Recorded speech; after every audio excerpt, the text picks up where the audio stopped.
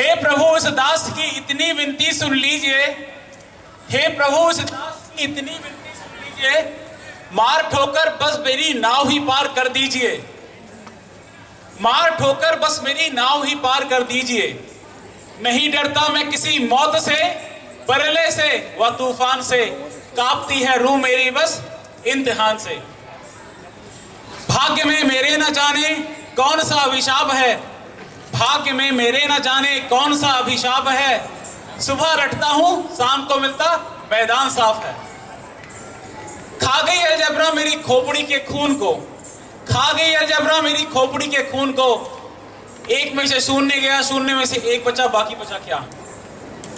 अकबर बीरबल बाबर जहांगीर सबके सब आप थे, अकबर बीरबल जहांगीर सबके सब आप थे, न जाने कौन किसके बेटे कौन किसके बाप थे।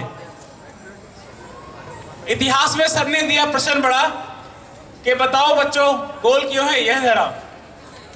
इतिहास में सर ने दिया प्रश्न, by the way people who don't know what इतिहास is, let me tell you, इतिहास इज हिस्ट्री। ओके, इतिहास इज हिस्ट्री। इतिहास में सर ने दिया प्रश्न बड़ा, बताओ गोल क्यों है यह धरा। मैंने इसके बारे में बहुत सोचा कि ऐसा क्वेश्चन कैसे आ गया, why this earth is spherical, why is it so। तो मैंने लिखा गोल कलम गोल दवात गोल लड्डू गोल है, गोल पूड़ी गोल कचौड़ी गोल सब गोल है, इसलिए सर ये धरा भी गोल है। सर भी खूब खुश हुए इस उत्तर को देख के। उन्होंने भी लिखा गोल कलम गोल दवात गोल लड्डू गोल है बेटा, इसीलिए तुम्हारे नंबर भी। थैंक यू, धन्यवाद जी।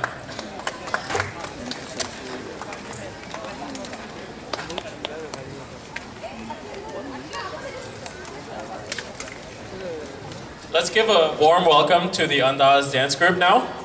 They will be performing a patriotic dance for us.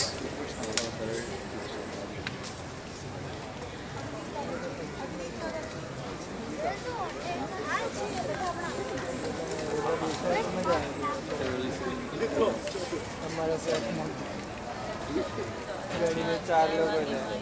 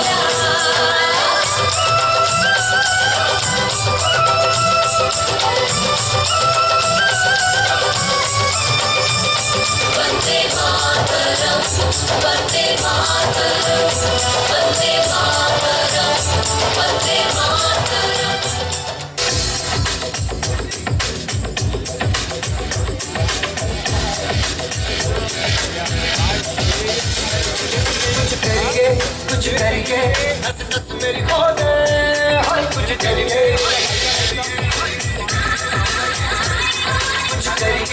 कुछ करिए बस बस बड़ा बोले हम कुछ करिए ओ कोई तो चल सिद्ध पड़िए तुम बेतरिए या करिए हाय कोई तो चल सिद्ध पड़िए तुम बेतरिए या करिए चक दे इंडिया चक दे इंडिया चक दे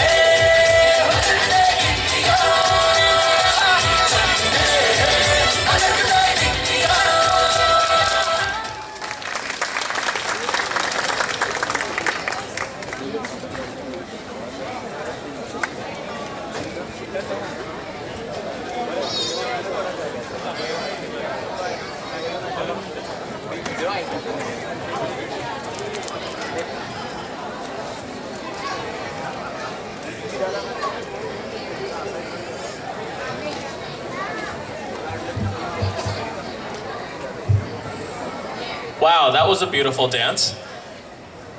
Next up, we will be having a group from San Jose State. They will be inaugurating the Suswagatam.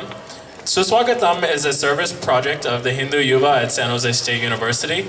They provide a home away from home for incoming San Jose State students every fall and spring semester.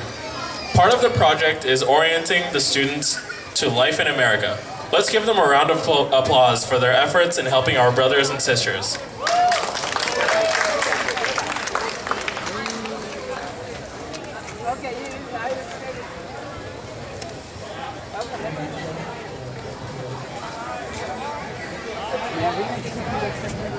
Hello. Okay. I would like to thank San Jose State for performing such a wonderful Ganesh procession, making your time for 3 days, last 3 weeks, sorry. And now we are here to give you a little bit insights about Hindu Yuva, what we do at San Jose State University, as well as our activities at San Jose State University. So Meet, can you tell everyone about what exactly Hindu Yuva is? Hello. About Hindu Yuva, I can just say one line. It's a home away from home. Oh, what do you mean by that, Meet? Well, here we are celebrating the values, the cultural values and the virtues like we are celebrating back in India, like what your parents taught us back in India. Oh, And here we are celebrating all the festivals like Diwali, Ganesh Pujan, Lakshmi Pujan, Independence Day, Republic Day, Raksha Bandhan, etc. Like we are celebrating back in India. So it's like a family, like a home. not only that, we have career activities for all the students at San Jose State University. We have so many karyakartas from Hindu Swayam Sevak Sangh who are working in industries. They come out to San Jose State University, always provide us good tools to build your resume, also provide us interview tips, how to perform an interview. Not only that, we also take care of physical strength building activities through our Hindu Yuva Shaka. We have Shaka at San Jose State University every Saturday from 4:30 to 6:30. So in Shaka we play games, and also we have the yoga to remove the stress at the time of examination, and other games which we are not playing in US. There are the Indian games like Kabaddi, Kho-Kho, which we are playing back in India. So, and it's only the career, which is the mental fitness, and the Shaka is the physical fitness. So it's an all-round personality development of a single student. Oh, what we achieve with that? We achieve overall personality development by practicing our cultural values from back in India, as well as becoming successful in our career, as well as with our physical strengths. Not only that, at San Jose State University, we are famous for one of our biggest events. It's called Suswagatam. So, Meet, can you share your experience about Suswagatam? How was your experience when you came here from India? Yeah, sure. When I came here, before I'm coming here, I'm worrying about all the things, how the US things work, how the subjects, how is the university, and what is it good at, how to process. So I contacted Hindu Yuva group on Facebook, and I came to know what are going in the university, what are subjects to be taken. And even not only I am worried about coming here, my family is also worried. where where my child will go with on the first day, with whom he is going to stay, how his life would be there in the foreign state in another country. So, Hindu provides pick-up and the temporary accommodation when when the freshman came here. He is unaware of all the situations. Suswagatam takes lot of efforts from San Jose State students. We plan this event we start this event from June. We start with our communication with students back in India on Facebook through emails. We tell them we solve their queries regarding visa, regarding their course activities, what course they want to take, all the activities they have to do before pre-arrival to United States. Not only that, we have a pickup team which which picks the students from San Jose from airports at San Jose as well as from SFO. And they are always there before the student comes out of the airport. They are always present there with our boards. Would you like to share another themes, please? Yeah, and the two things remaining is temporary accommodation and the campus tour. In temporary accommodation, we are providing with the new fresh incoming student the home to live, where they can live like they are living in a relative family. And we help them to stay there in a free of cost until and unless they find their own home. And later on, we have the campus tour as well, where we help them to get acquainted with the university rules and regulations. And not only university rules and regulations, we also help them to get acquainted with the US rules and regulations like the traffic, signal lanes and other stuff. I would like to ask some of our San Jose students, volunteers to share their experience with Suswagatam. Can you please come ahead?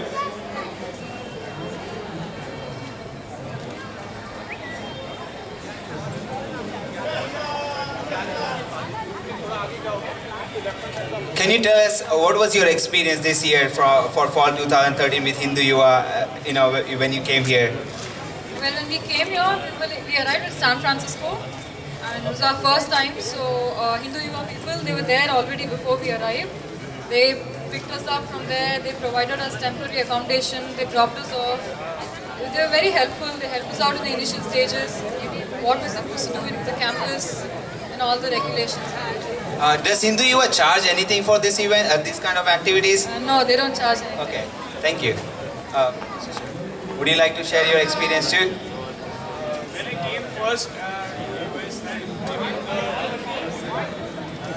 came first to US, I landed at SFO. So when I came outside, I was totally confused whether these people will turn up or not. I had written on my bag Vishwasu's name, the president over there, and then I was confused whether he is there or not. So the Hindu Yuva group turned up there, and they took me and they made me feel hope. I didn't find anything different just besides missing my mom and dad. So all thanks to Hindu Yuva, they kept me for a month or so. I was like confused whether they would keep me for a long time. Special thanks to Vaibhav, Viraj, they are there. And because of them, I was here. I mean, they made me feel home. I didn't feel anything like I'm missing my home or something like that. That was the great part. Thank you, Sashank. Now, what we have achieved with this event, we have started this event in fall 2010. We helped 50 students. Then next year we have 60, 70, and our numbers are going on. With this event, what we have achieved is we have created a trend in San Jose State University, helping the new students, get help and help someone else too. So this kind of trend we have set in San Jose State University. I like to call upon the volunteers of Suswagatam Fall 2013 group who made this event successful for fall 13 semester. I would like to call everyone, please join us on stage.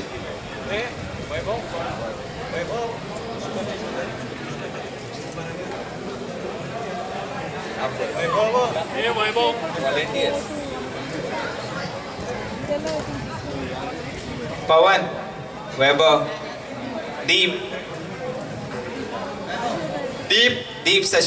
Kalpesh.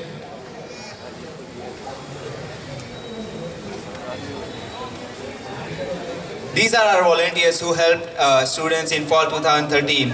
They had an internship. They were working from 9 to 5, and also in that they help, taking out their time in between of their work for 2 hours and going to airport, picking the students up from San Jose and SF airport. And I would like you guys to ask, please give them a round of applause for their wonderful work for fall 2013. Thank you, everyone. Thank you for your time. San Jose! State!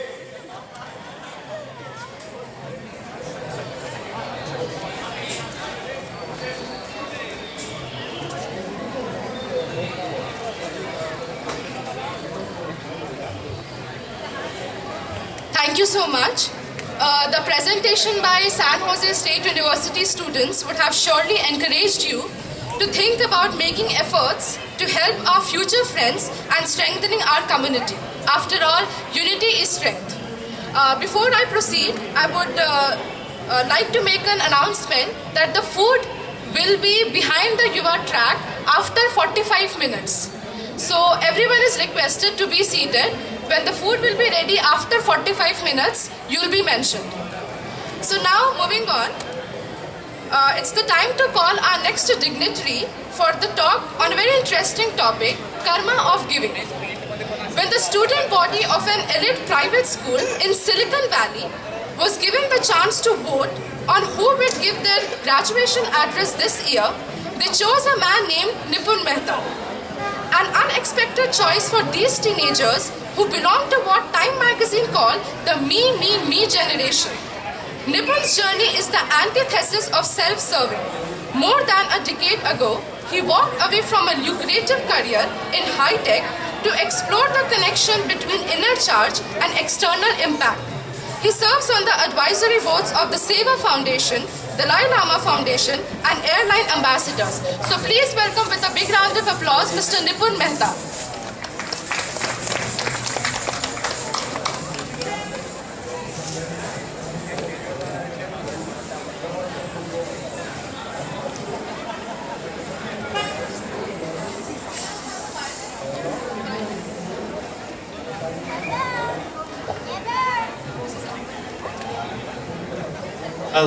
Hello. Oh, it's a lot quieter here than out there. So what I want to do today is talk to you about generosity and really tell you one story of this man here, Swami Vivekananda. So a lot of people know a lot about Hinduism, but there are these nuggets in Swami Vivekananda's life that I think show us a brighter path. So Swami Vivekananda, 1893, September 11th, just exactly a little over 120 years ago, he gave a talk at the Parliament of World Religions. Now everyone knows how that talk changed the history of Hinduism in the West. Right? It was unprecedented. But what Swamiji did a couple days before is something remarkable and worth learning from. So Swami Vivekananda spent the night, 2 days before that address, on a train station. He had come all the way from India to stay here and give this address, but he came a few days early. Came in Chicago, he didn't know where to go. And they said, you don't even have an invitation, you cannot speak at the Parliament of World Religions. So he says, well, what do I do? He had a little amount of money, decides to go to Boston. He goes to Boston because it's cheaper there. But again, he doesn't know anyone there. Runs into this woman on the train. And this woman says, oh, you don't know anyone? Well, you should come along and stay at this place. And so he does. And he says, you should go meet this Greek professor at Harvard. And so she says, okay, well, I don't know anyone. Yeah, sure, I'll meet him. And she says that once you meet him, tell him how you want to speak at the Parliament of World Religions, and he will get you an invitation. And so he does that. And this professor is so blown away by Swami Vivekananda that he says, oh, wow, you know more about Hinduism than all the sages I've ever met before. You must speak. So he writes a little letter, and he says, go to Chicago and go to Dr. Burroughs' house. And when you go to his house, he will host you and take care of you. So Swami Vivekananda's excited, and he goes. And so he goes back to Chicago. Now, on the way, he loses that sheet of paper with this is before our cell phones, right? So he didn't know. He had no other way. So he had a sheet of paper, and the paper is gone. He loses that sheet of paper. So he doesn't know how to get in touch with this Dr. Burroughs. So he's completely lost. He lands at the train station and he has no place to stay. He doesn't know anyone in the city. And this is 1893. They don't even know what people in orange robes, what does that mean? You know, so he lands and what does he do? He has to spend the night at the train station. He wakes up the next morning, he's knocking door to door. He's like, "Hi, I'm a Hindu monk. I'm visiting from India and I'm going to be speaking at the Parliament of World Religions. I just need to get there. You know, can you help?" And everyone closes the door. "No, can't help. Who are you? You know, we don't know anyone in orange robes." Slams the door. Swami Vivekananda tries all day. He's now out of money. He's tired. He goes and sits down under a tree, completely, and he basically surrenders, you know, and he says, "Look, this is not my play." He prays to God and he says, "Whatever you want me to do, make me do it." Sits down, drops down, sits under a tree. It so happens that right then there's a woman from the other side who's looking in. She looks in and she says, "Who is that man?" And she must have some samskar from the past, you know, where she says, she recognizes holiness when she sees it, and she looks at Swami Vivekananda under that tree and says, "I need to help that man." So she goes out and she says, you know, "Would you like to come in?" Invites him, a stranger. After all these strangers had said no and he had surrendered and he sat down under a tree, this one woman looks out her window and says, "Swamiji, would you like to come in?" And he does, and that Mrs. Hale was her name. That Mrs. Hale, they ended up being close friends all the way through. Their whole family and Swami Vivekananda ended up being close friends for a very long time after that. Every time Swami Vivekananda would come to the US, he would always stay connected to them. But the moral of this story is that even someone like Swami Vivekananda, when he's in need, we always say, who is the next Vivekananda? How can we find them? That's what we're after. But really, how many of us are willing to be Mrs. Hales? And if we cannot be Mrs. Hales, if we cannot see that person in need, if we cannot see the goodness in other people, if we're not willing to reach out, how are we going to have a Vivekananda? We cannot have a Vivekananda until we have the field of Mrs. Hales in the world. And all of us are called upon to be Mrs. Hales. And what does it mean to be Mrs. Hale? It means to do a small act of kindness, is to be of service. This is the hallmark. The hallmark of India is not like the Bollywood films. Right? The hallmark of India is not all the technological progress or the outsourcing that is happening in India. That is just on the surface. The hallmark of India is a spiritual heritage. And a spiritual heritage teaches us that I am you and you are me. And in that oneness, there is no give and take. We offer. See, in the West, we have three kinds of giving, right? There's the helping. Top down. I want to give and you are going to receive. Then there's the fixing. Oh, you're so smart. You are from Stanford or Berkeley. I went to Berkeley too, but you're so smart. You know, you did this and you did that and you know this. Or you went to IIT. And we like put all these guys up. But when you go and fix, you look at that situation and you say it's broken. And it doesn't feel good to be on the receiving end of broken. So fixing is not that great either. Then there's a third kind of giving, which is serving. Serving says you and I are one. And in the West, we have these three kinds of serving, three kinds of giving, and serving is great, right? But what you learn from the Eastern cultures is the fourth kind of giving, which is what Swami Vivekananda talked about, which is offering. Forget top down that I have or I know and I will help you because you are weak or broken, or even that we are one, that 50-50. The offering is the opposite. It says, oh, thank you for the opportunity to be of service. Thank you for giving me a chance to be of service. It is to be giving and yet feeling like you are the one who is receiving. And that is not feeling, that's actually how it is. That's what all the sages have taught us. And that is the real legacy. That is the real legacy of India and of our culture. So I thank you all for giving me this opportunity to share a few words, particularly of someone like Swami Vivekananda, who I admire and I revere. And I thank you all for coming together in the spirit of these values. Thank you so much.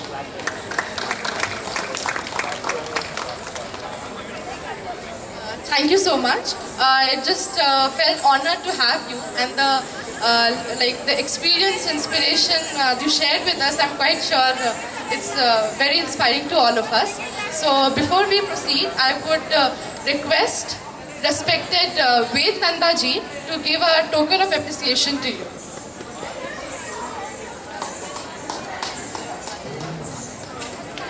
These were words of wisdom, and we are deeply, deeply grateful to you for sharing them with us, because the way you have presented it about offering, I think you and I, we need to really not simply understand and appreciate it, but at the same time imbibe it in our own lives. So on behalf of Hindu Swayam Sevak Sangh, on behalf of all these people gathered here, I'm deeply grateful to you, and kindly accept this token from us. We are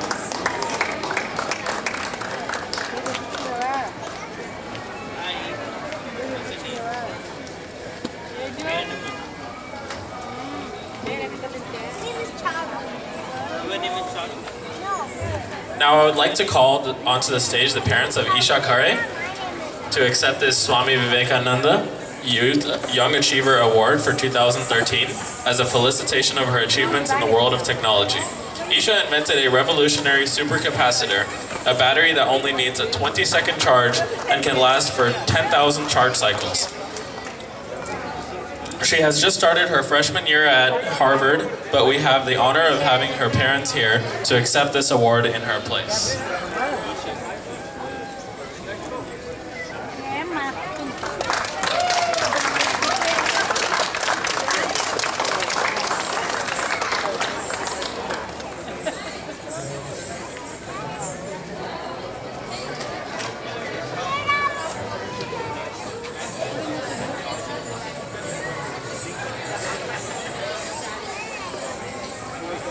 I just wanted to say it has been God's grace and everybody's best wishes, hard work, which is why she's done this. So I just want to thank God for everything. Thank you. Thank you so much.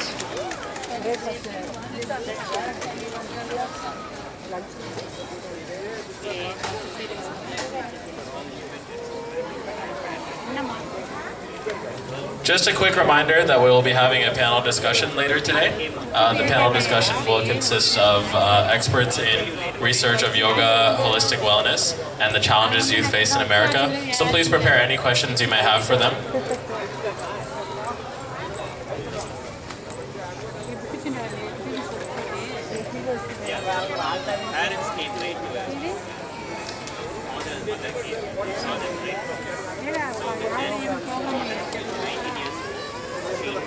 Yeah, so let's have some chit chat and discussion.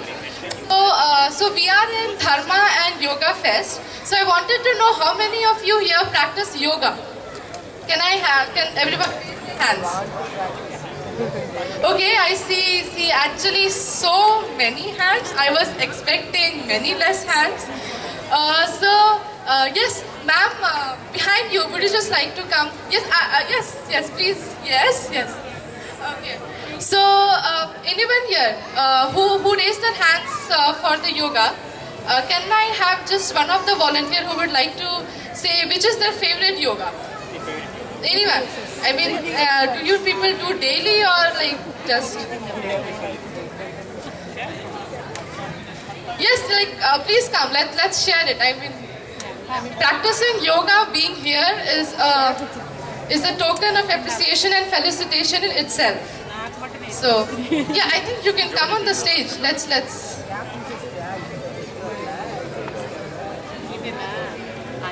So can we invite him with a big round of applause?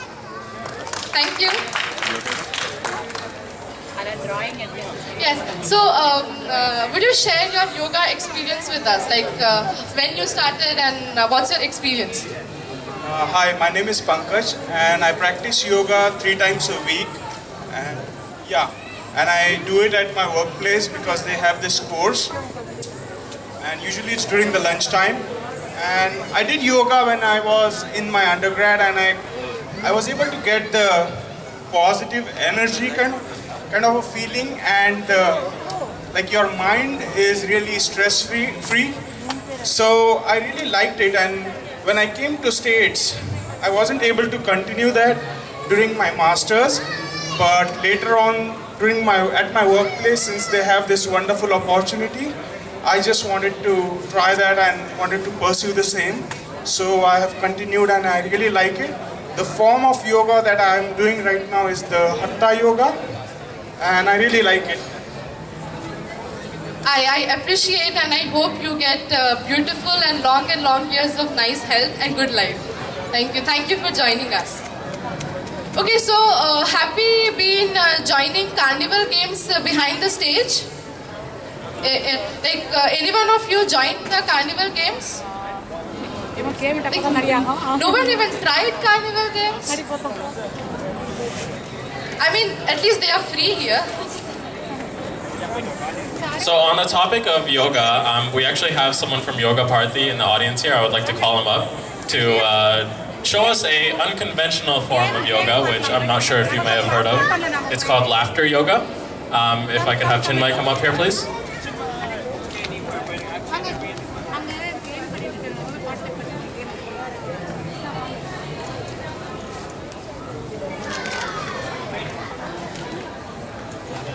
Namaste everyone, my name is Chinmay.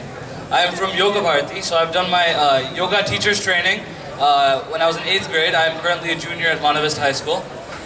So today I will practice, as Maitre said, an unconventional form of yoga, not very well heard of, called laughter yoga, also called hasya yoga. So hasya means laughter. So laughter has many different benefits.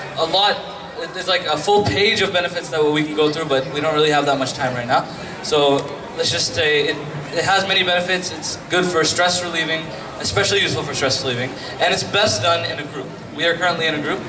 Now please open yourselves up. It is a weird activity, just laughing for no purpose, but once you get going, it's hard to stop. So before we begin, let's just start with it's very simple. When I say go, what we'll do is clap, okay? We'll clap and go ho, ho, ha, ha, ha, okay? Very simple. Ho, ho, ha, ha, ha. Alright, everyone together. Ho, ho, ha, ha, ha. Ho, ho, ha, ha, ha. Ho, ho, ha, ha, ha. Ho, ho, ha, ha, ha. Faster. Ho, ho, ha, ha, ha. Ho, ho, ha, ha, ha. Ho, ho, ha, ha, ha. Ho, ho, ha, ha, ha. Ho, ho, ha, ha, ha. Alright? Now, everyone else can practice as well. People on the side and over there. Turn to one person. Turn to a person next to you, around you. Point at them and just start laughing. Just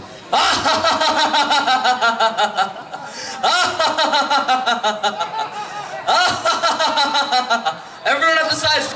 Everyone start laughing.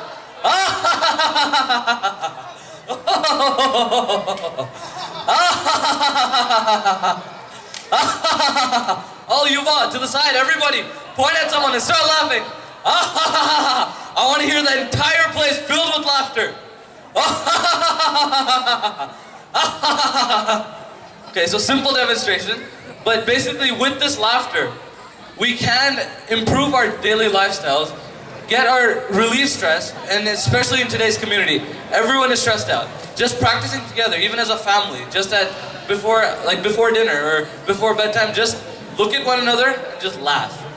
Just simple laughter, no other purpose, no jokes, nothing. Just laugh at each other and just see the effects. That's all.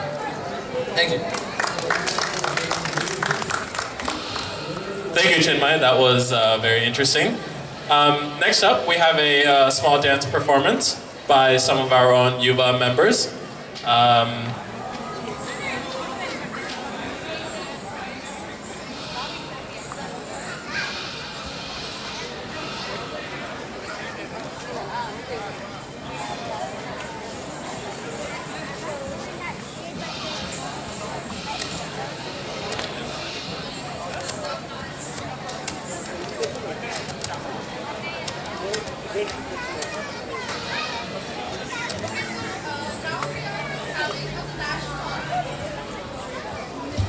So now we are having a flash mob.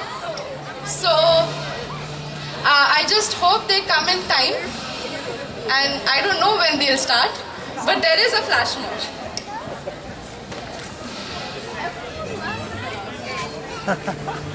Is there any way you can flip out? Is there any way you can put this to back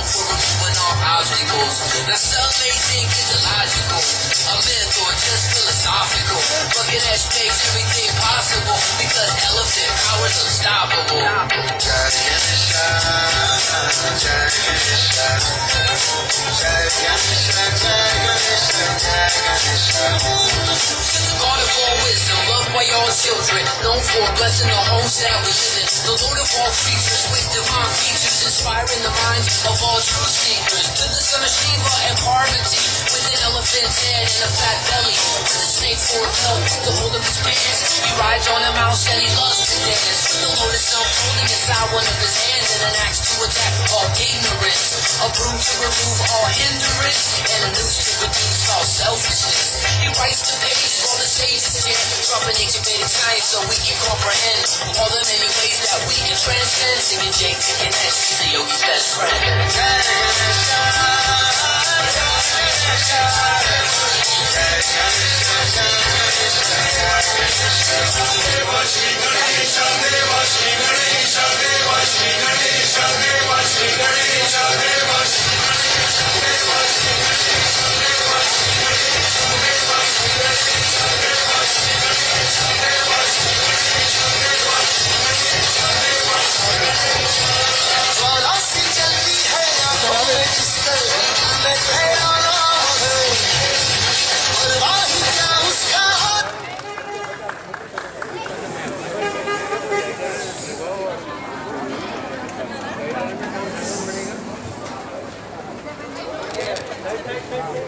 I know that was a good performance.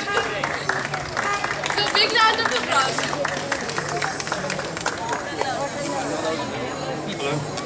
Hello. Let me just I hope all of you enjoyed it. Thanks a lot for all the applauses that you gave us. And I just wanted to tell you about one thing, that just for the promotion of D&YF, taking the message of D&YF to the people who don't know, where it is happening, what exactly we're going to do in D&YF, we try to do this flash mob at many places so that we can take the message of what exactly is happening in D&YF to various people who don't know about this. So that is what we did. So we tried to perform this flash mob at multiple places. Maybe it's ICC, maybe it's Caltrain station, Costco. We did at multiple places. Wherever we got a chance, wherever we saw the crowd, we did it. Just keeping one thing in our mind, that we have to take this message to people so that they know what D&YF is all about. I hope you all are having good time in D&YF. Thank you very much.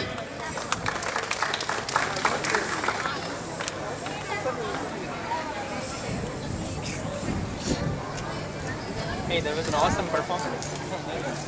So what's Vidya Bharati? Yoga Bharati. Hello? Yeah.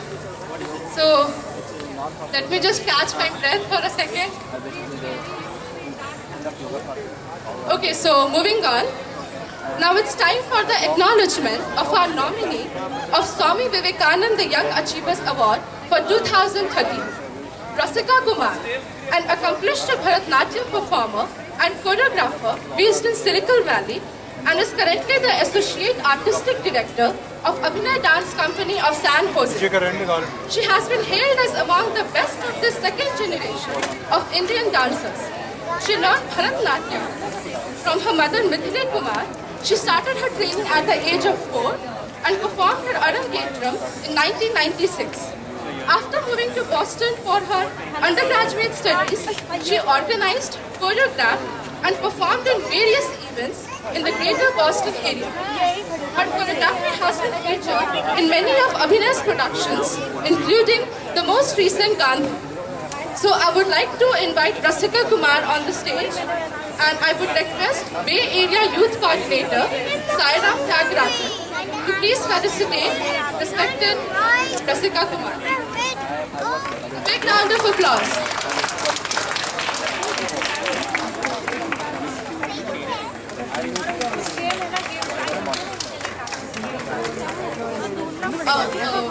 Would you like to share some of your experience with us?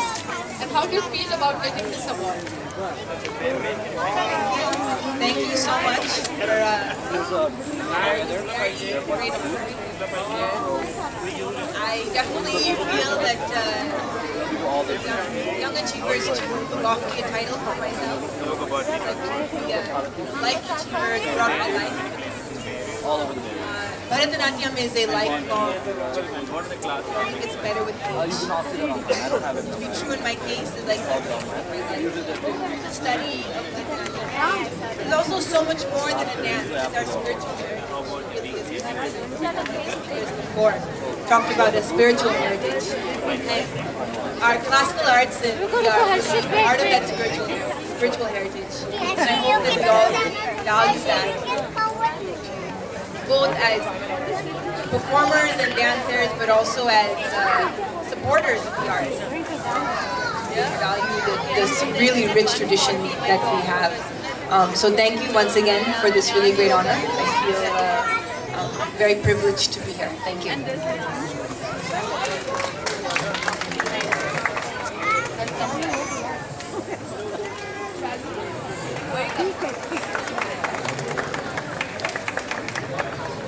Thank you so much, Rasika, and I hope that the coming years will bring you mountains and mountains of success and happiness. Thank you. So let's move on.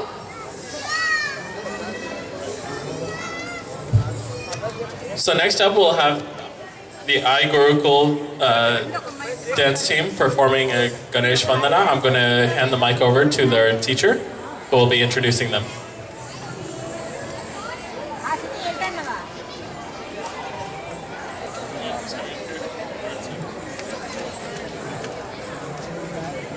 Hello.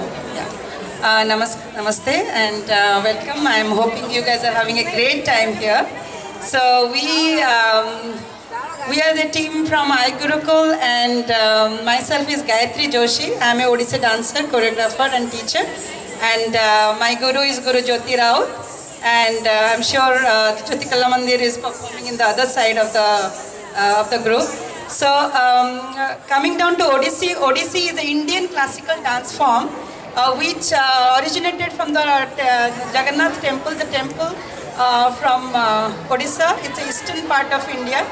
And Odissi is very unique in the sense of it's unique postures like Tribhangi and Abhang, and it's very distinct torso movements. And like any other classical, most of our classical dance form, it came from the same Nritya Sastra, based on Nritya Sastra. And I'm telling all these little details because I think a lot of people don't know about Odissi. So, and then now they will be performing Ganesh Tanda. Everybody know about Lord Ganesh, and Lord Shiva is the Nataraj, the king of dance. And Ganesh, Lord Ganesh is the son of Lord Shiva, who actually learned dance from Lord Shiva himself. So this is about the little Ganesh dancing to the rhythm, so known as Ganesh Tandam, which will be followed by Abhinaya, which is a storytelling piece about Geet Govind. As most of you know, the poet Jayadeva, who wrote Geet Govindam in Sanskrit.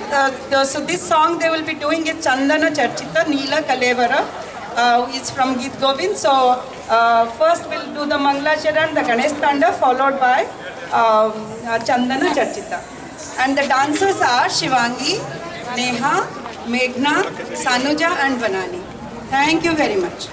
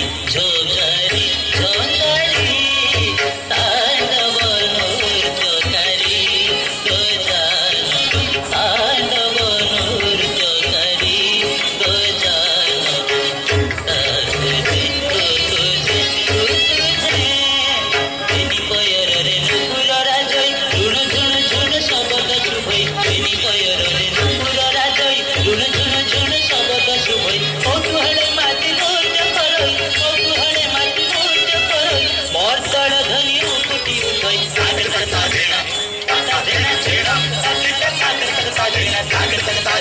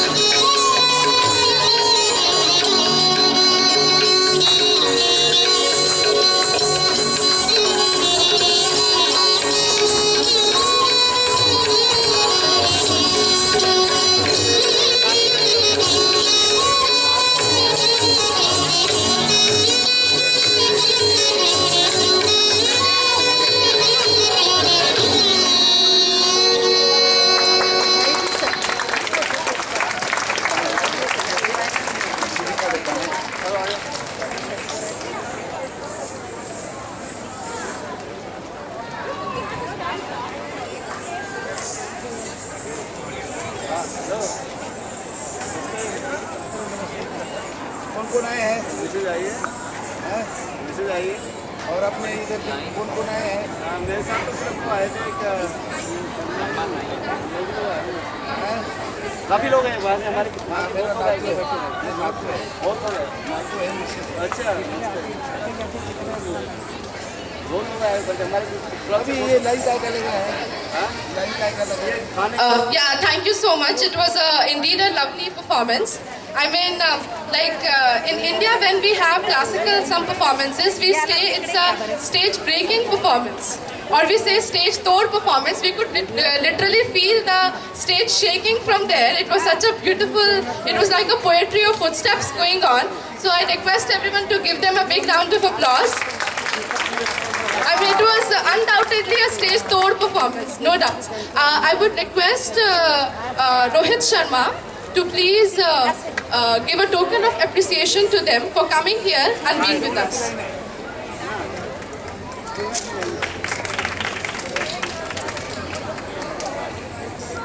Thank you so much.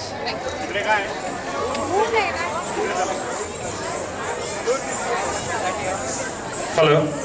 As you all know that we have carnival games over there, so we have we are giving gold medal, silver medal and bronze medal for the winners. So we got our first bronze medalist right here. So I would like to call him up on the stage. That's Shishir. Please give him a round of applause. And I would now like to call upon Mrinal to give him the bronze medal. Mrinal.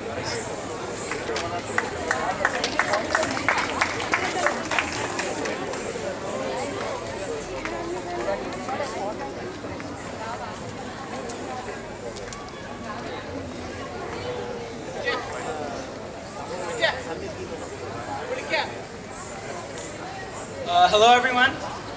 Me and my friend here are from SAHI, South Asian Health Initiative, and we're here for this girl named Monica. She's 27 years old and has aplastic anemia, and what we're here today is we're trying to register people for the bone marrow registry. All it is a 5-minute process. You fill out a form and do a cheek swab.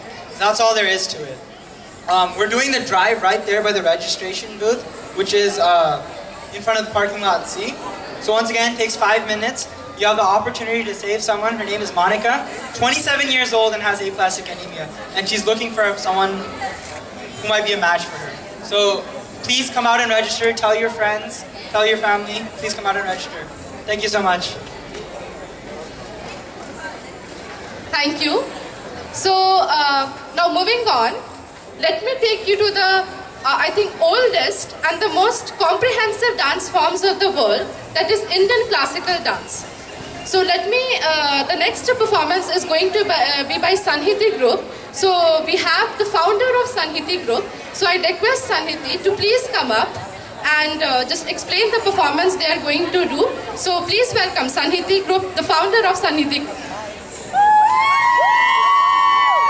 Okay, now that was a good one. Good afternoon, everybody. I hope you're all having a very nice time. I'd like to take this opportunity to talk a little bit about our group. Sanhati, a popular Bay Area dance troupe, was founded in 2004 by 3 Bay Area dancers, Priya Krishnamurthy, Rupa Parameshwaran, myself, and Janani Narayanan.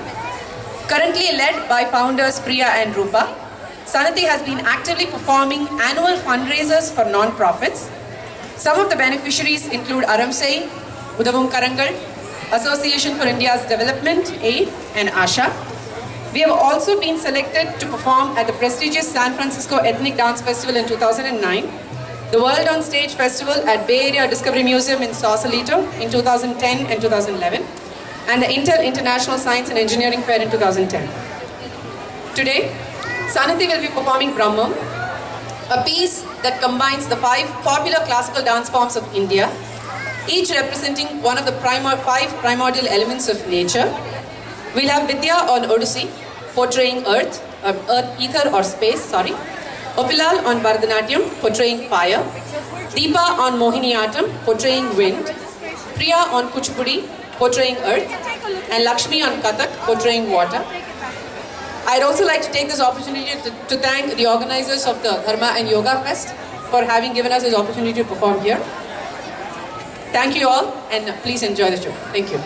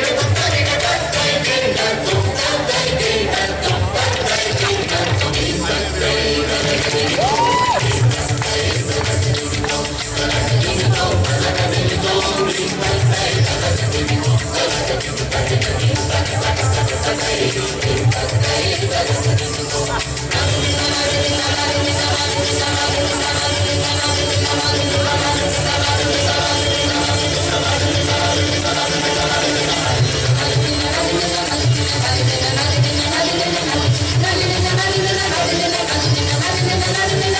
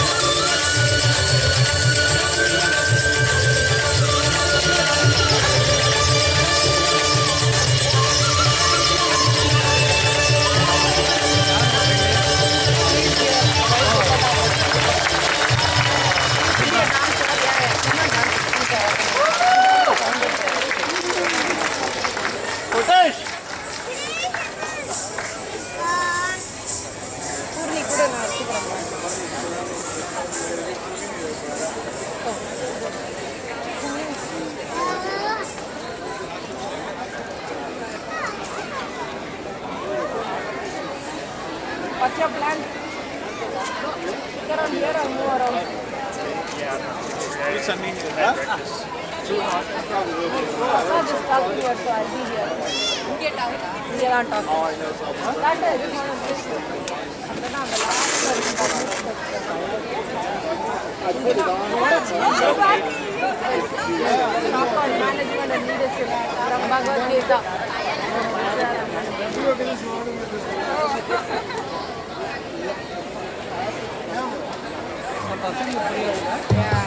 Thank you so much for such a beautiful performance. I request the performance to please come on the stage once more and accept a token of appreciation by Shri Rakshit Astekar ji.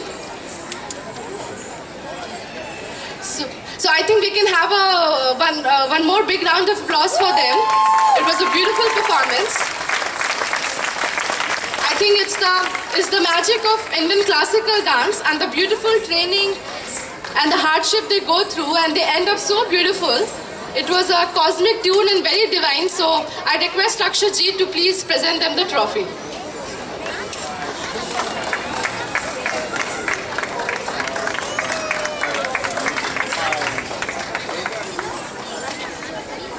Thank you so much.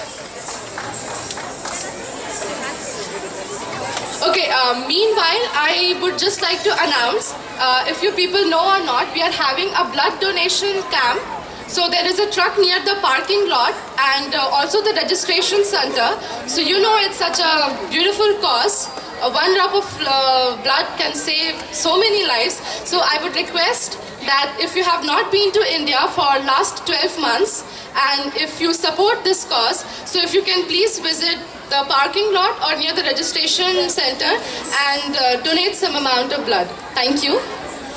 Okay, so I think we are walking the bridge of the cultural program, and all the oldest and the comprehensive dance forms of India, be it folk or classical, are now presented. So till now we got acquainted with the classical dance. So let's move on to one of the most comprehensive folk dance of India. So we have little kids, not very big, and they are going to do a Haryanvi folk dance. So I request, we have the guru and the teacher of those kids. So I request her to please come and explain the Haryanvi folk dance they are doing. So a big round of applause for the guru itself.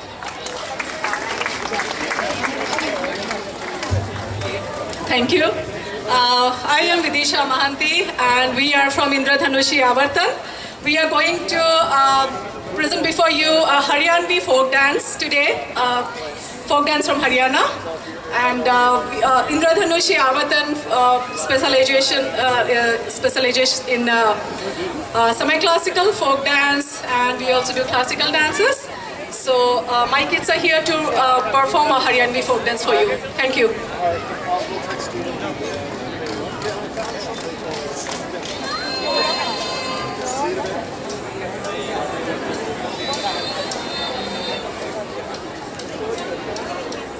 Yes.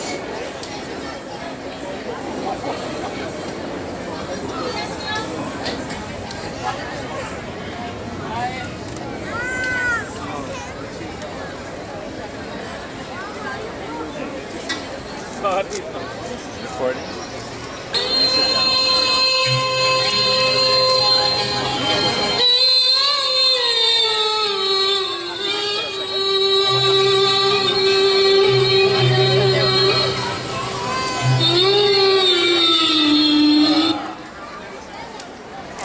Hey, how are you?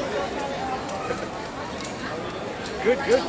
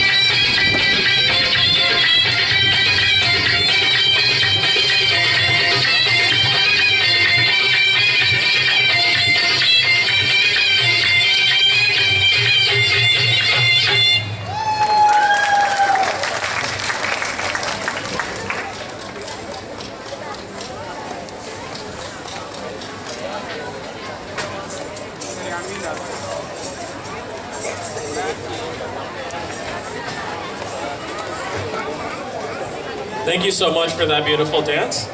That was pretty awesome to watch.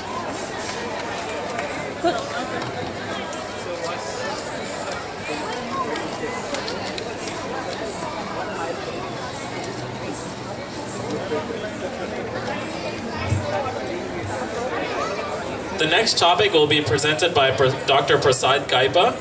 Dr. Kaipa has been an advisor and coach focusing on innovation and leadership since 1990 for about 120 C-level executives in global Fortune 500 companies. We'd like to welcome him to the stage to talk to us about management and leadership lessons from the Bhagavad Gita. This intriguing topic is sure to provoke some insightful thoughts for all of us.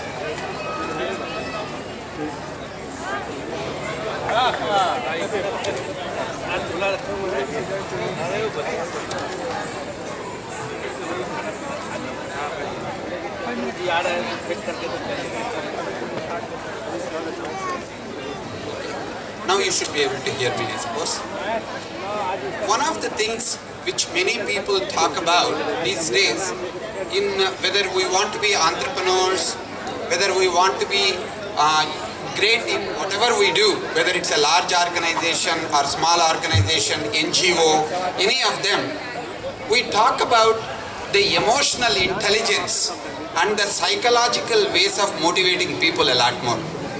But these days I find out that beyond the psychology, we need to really look at what is the mindset with which we work with. And Bhagavad Gita has got some excellent lessons on both managing oneself and managing other people. I thought for today I will take about a dozen points which are specifically related to leadership and management in the current context, and then I'll just give you some examples, and after that we can elaborate if we want to. The key lesson from Bhagavad Gita is gaining perspective. We call the word Jnanam in Bhagavad Gita.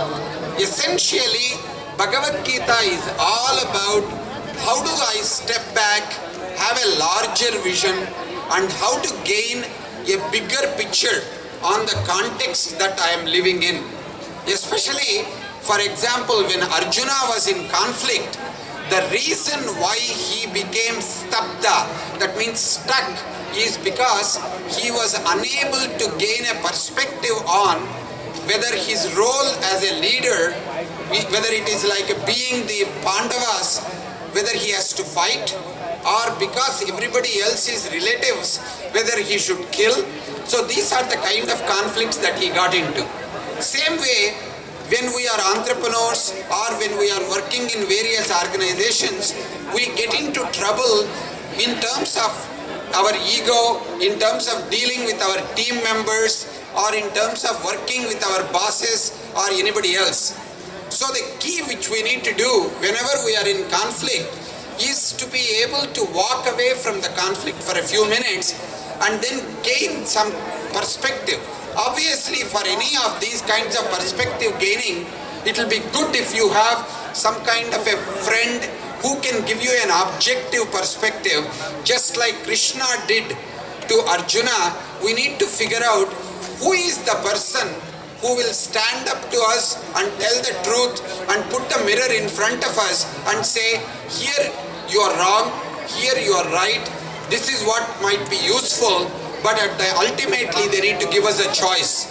Because anytime somebody gives you an advice, and knowing that India and many of us are very good in giving advice, not necessarily taking it and following it, it is important for us to give a choice for the person to receive the advice and practice it. The second one I found out is the most important from Gita, considering that it is actually about an action manual. It tells you how to take action, how to actually act without having expectations. In Bhagavad Gita, it is called Nishkama Karma. Of course, one might say, in management and leadership these days, it's all about trying to see what I can get as quickly as I can and getting it faster than other people and getting more of a piece. If I'm starting something, I look at it right in front, what is my percentage in the company? Or if I'm trying to look at what is my compensation package, this is generally what we look at. Or if somebody asks you to do a task, we say, what is in it for me? These are the most important stuff. But in the times of Facebook and Twitter and all the social network, if you really look at what influences you and how you can influence other people in the management, it happens a lot more based on what are the contributions you are making to other people. In other words, if you say something, if you do something other people are excited about and interested in, then chances are that they will actually follow you there are measures, there are all kinds of software packages that will tell you how to increase your influence, and it generally happens based on what have you done to other people rather than what is it that you are asking for other people to do. So whenever we are in a doubt in a management context, people say do something for other people. Actually, one of the bestsellers recently, it is the New York Times bestseller, Wall Street Journal bestseller in past 2 months, is a book called Give and Take by Adam Grant. What he says, after the large amount of research in the Wharton Management School, he says, if you give first before you expect something in return, chances are your success will actually be much higher than other people. Even though it looks counterintuitive, giving without expectation is beginning to become much more popular. The third most important principle for leadership from Bhagavad Gita is how can you be an agent of positive change? These days, even in psychology, especially in the management psychology, they talk about what is called positive psychology. University of Michigan and several of the East Coast schools are beginning to say the control and command approach to manage people and trying to get stuff done is actually not working out as well, because everybody is like a what you call a twill employee in the company. Many times employee engagement and motivation becomes a lot harder.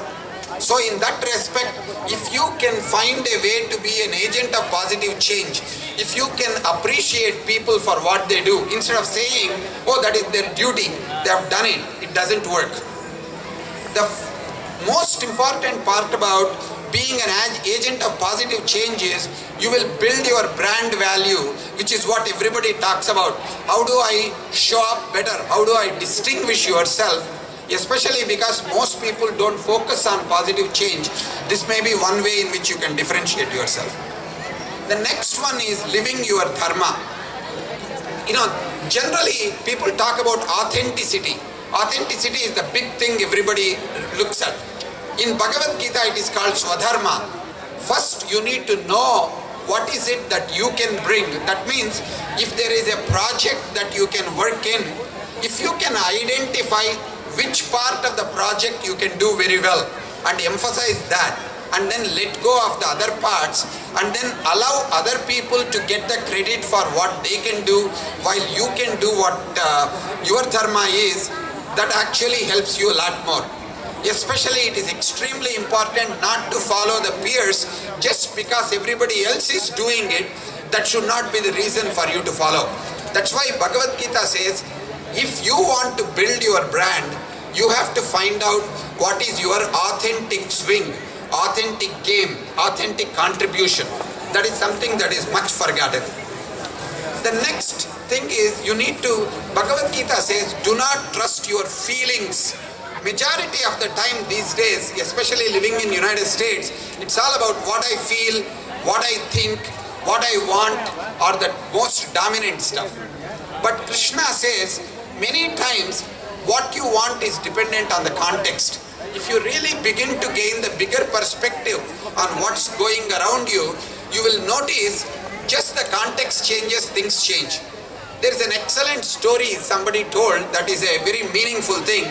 It seems a gentleman was riding a train in the early morning hours in New York, and then he found that there were only 3 or 4 people, and one father was sitting with 2 or 3 other kids. They were running around like crazy and making a lot of noise and making dangerous moves in the train.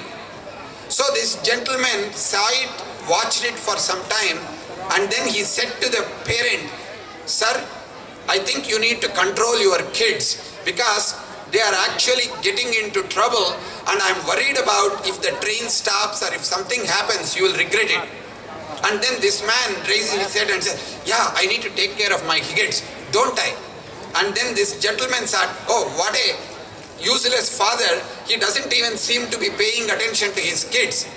But when he heard the father say, "We are just coming back from hospital. Their mother just passed away.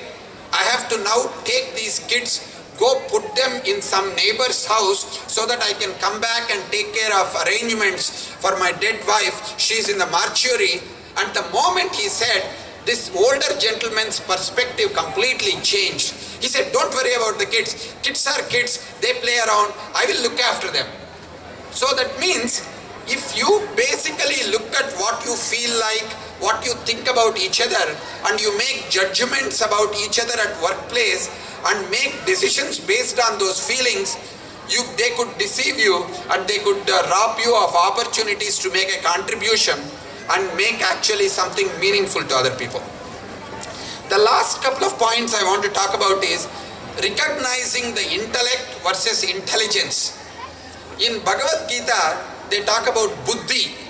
The intelligence is differentiated as manas and buddhi, and of course there are other things, chitta and ahankara, but for the time being, if I talk about buddhi, he says, essentially it comes down to what gives you choice and freedom is intelligence. What drives you towards a decision is intellect. Several times, when, like in recent book I wrote, I wrote about how the smartness and trying to be smart in organizations these days is the baseline. In some respects, I even say, if you try to outsmart other people, outsmart other peers, that may be the dumbest thing that you can do, because everything has to happen according to how people work together. So you have to figure out where to be humble, where to use intelligence, where to help other people to make decisions a lot more meaningfully. Another thing Bhagavad Gita talks about is how to bring balance in your decisions. They say between the cause and effect, you have to give a small amount of breath. So when you take a breath between the cause and effect, then you literally can gain balance in your perspective. It is called equanimity. Samatvam yoga uchyate, they say in Bhagavad Gita. The idea of bringing certain balanced perspective. What is in it for me? What is in it for you? What is in it for other people? If you can begin to balance that in management, then you are considered to be a fair manager. You are considered to be a leader other people want to follow you and pay attention to. The other point which they talk about is enlightened self-interest. How can you do things where there is a way in which you can get something, but you get something by also giving something to somebody else? How do you do it? Not just with a selfish interest. Like for example, I talked about entrepreneurs. You may want to talk about how quickly and how much of a pie you want from an entrepreneurial company that you are starting. But if that entrepreneurial company stays as a startup but doesn't grow, then it doesn't matter even if you have a 90% of the pie, that amounts to nothing. But when you encourage and motivate and help other people to succeed, together you grow the pie called a startup to much bigger size. So even if you have a sliver of that pie, it will actually mean a lot more. And finally, it is about alignment. The head and the heart and the hands. We call it Trikarana Suddhi. How do you begin to align your words, thoughts and actions? If you can bring that alignment at some level, not only the yoga, ultimately your dharma will become clear when you focus on how to align my words and actions. Because people look at and pay attention to your words as a manager, as a leader, if they see your actions are consistent with your words. If there is a big knowing-doing gap, you gain a credibility gap. So what people tell you in front and what people tell you behind you will make a significant difference. So Bhagavad Gita gives a sense of how you can be a manager, how you can be a leader, and it helps you to become a great personal leader. It doesn't matter what context you are in, but for you to become an extraordinary leader based on Bhagavad Gita, first you have to pay attention to what is my context, how can I help, and where is it that I am actually paying attention to. So this is the brief summary, and if you are interested in some of this a lot more, I have written a book recently, essentially taking the Bhagavad Gita principles, especially from the 18th chapter, the way in which we operate. It's a book called From Smart to Wise, Acting and Leading with Wisdom.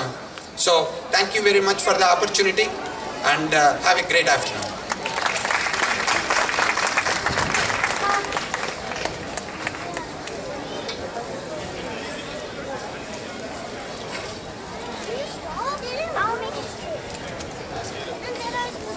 That was a very interesting talk. Thank you.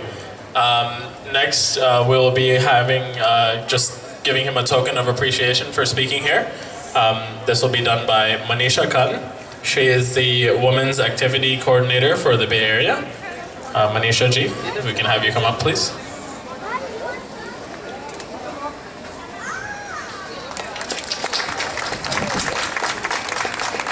Thank you. Okay. Prasad ji, if I can have you wait for one more second. Next up, we have our next Swami Vivekananda Young Achiever Award for 2013. So the person is Pragati Guru Prasad. Pragati is an accomplished Carnatic singer who competed on Carnatic Music Idol in 2011. She is not present to accept the award today. However, we are honored by her uncle, who is here to accept the award on her behalf. So if we could please have him come up on stage.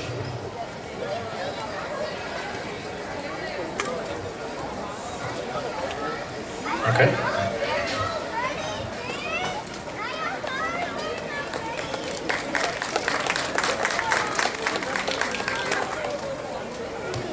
Thank you.